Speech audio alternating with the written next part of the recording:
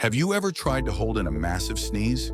When you pinch your nose to stop it, you are essentially trapping a high-pressure explosion inside your head.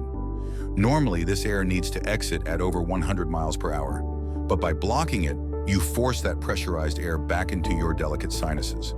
This can actually rupture the small blood vessels in your eyes, burst your eardrums from the inside, or even tear a physical hole in your throat tissue. So for your own safety, just let it out.